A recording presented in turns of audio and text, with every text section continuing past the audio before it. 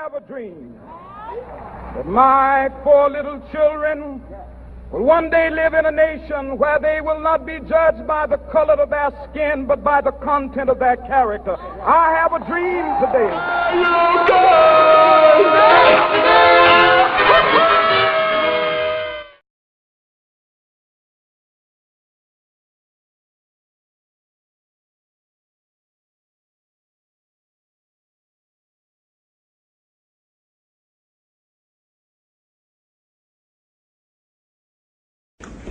Ladies and gentlemen, the very word secrecy is repugnant in a free and open society, and we are, as a people, inherently and historically opposed to secret societies, to secret oaths, and to secret proceedings. We decided long ago that the dangers of excessive and unwarranted concealment of pertinent facts far outweighed the dangers which are cited to justify it. Even today, there is little value in opposing the threat of a closed society by imitating its arbitrary restrictions. Even today, there is little value in ensuring the survival of our nation if our traditions do not survive with it. And there is very grave danger that an announced need for increased security will be seized upon by those anxious to expand its meaning to the very limits of official censorship and concealment.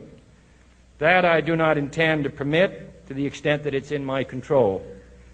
And no official of my administration, whether his rank is high or low, civilian or military, should interpret my words here tonight as an excuse to censor the news, to stifle dissent, to cover up our mistakes, or to withhold from the press and the public the facts they deserve to know.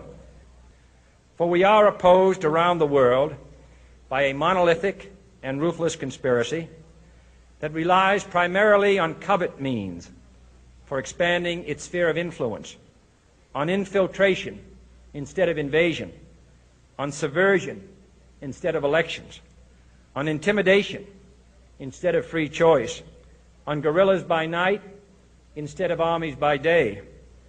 It is a system which has conscripted vast human and material resources into the building of a tightly knit, highly efficient machine that combines military, diplomatic, intelligence, economic, scientific, and political operations. Its preparations are concealed, not published. Its mistakes are buried, not headlined. Its dissenters are silenced, not praised. No expenditure is questioned, no rumor is printed, no secret is revealed. No president should fear public scrutiny of his program, for from that scrutiny comes understanding, and from that understanding comes support or opposition, and both are necessary. I am not asking your newspapers to support an administration, but I am asking your help in the tremendous task of informing and alerting the American people. For I have complete confidence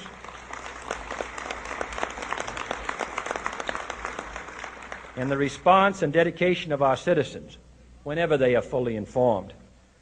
I not only could not stifle controversy among your readers, I welcome it. This administration intends to be candid about its errors. For as a wise man once said, an error doesn't become a mistake until you refuse to correct it.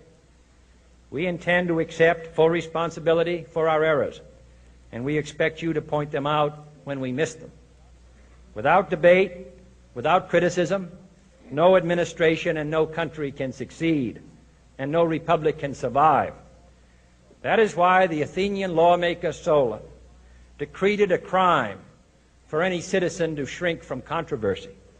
And that is why our press was protected by the First Amendment, the only business in America specifically protected by the Constitution, not primarily to amuse and entertain, not to emphasize the trivial and the sentimental, not to simply give the public what it wants, but to inform, to arouse, to reflect, to state our dangers and our opportunities, to indicate our crises and our choices, to lead, mold, educate, and sometimes even anger public opinion. This means greater coverage and analysis of international news, for it is no longer far away and foreign, but close at hand and local. It means greater attention to improved understanding of the news, as well as improved transmission.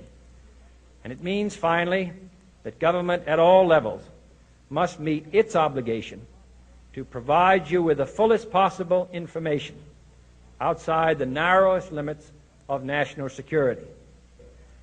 And so it is to the printing press, to the recorder of man's deeds, the keeper of his conscience, the courier of his news, that we look for strength and assistance, confident that with your help, man will be what he was born to be, free and independent.